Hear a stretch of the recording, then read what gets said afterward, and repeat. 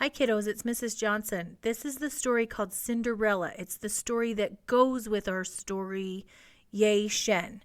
There are questions this week that have to do with both stories, so you need to make sure you look at both stories. Again, it's a fairy tale, it's make-believe, and it's been told for many years. Here's the story of Cinderella. Once upon a time, there lived a girl named Cinderella. Cinderella was smart, kind, and beautiful. Her father loved her very much, and she loved him. Cinderella had a stepmother and two stepsisters too. They did not love Cinderella. They were jealous of her and were never kind. Cinderella had to do all of the chores. She mopped the floors and washed all of the dirty dishes. She dusted, scrubbed, and polished every single thing in the house. One day, Cinderella's family received an invitation to a ball.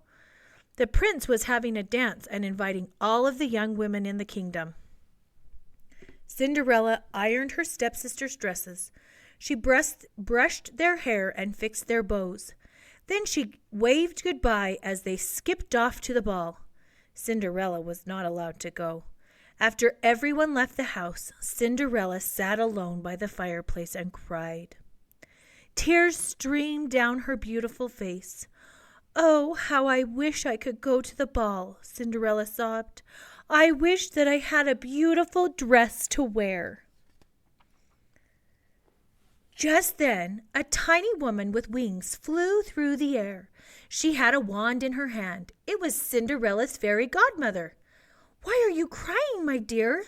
the fairy godmother asked Cinderella. "I want to go to the ball too," cried Cinderella. "Then you shall go," said the fairy godmother. Cinderella's fairy godmother waved her wand quickly in the air. Poof! A pumpkin transformed into a golden coach. 6 mice turned into a team of horses to pull the coach. Whoosh! Cinderella's old worn-out clothes were changed into a beautiful pink and silver gown and 2 glass slippers. "What are you waiting for?" the fairy godmother asked Cinderella. "You need to get to the ball. Just make sure that you come home by midnight." The prince saw Cinderella as soon as she entered the ballroom. He could not believe his eyes. She was the most beautiful girl he had ever seen.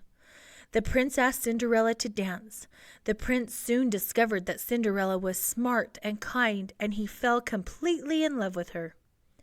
Cinderella learned that the prince was good and noble. Cinderella fell in love with him too. Soon enough, the clock began to strike midnight in the ballroom. Cinderella gasped and turned to race out of the castle. As she ran out, one of her glass slippers fell off her foot. Cinderella did not stop to get it. The prince rushed after Cinderella, but he couldn't catch her. He picked up the glass slipper and sighed. It belonged on the foot of the girl he loved. He vowed to find Cinderella and marry her. The prince was true to his word. With the glass slipper in hand, he knocked on every door in the kingdom. He was looking for the girl whose foot would fit into the slipper. Every girl wished the slipper would fit, especially Cinderella's stepsisters. The stepsisters tugged and pulled on the slipper. They pushed with all of their might, but could not fit their big feet into the slipper. Cinderella watched her stepsisters as she stood next to the fireplace. At last, she stepped out so that the prince could see her. "May I try?" she asked shyly. The prince knelt down in front of Cinderella and held out the glass slipper. Cinderella placed her foot into the slipper, and it fit her perfectly.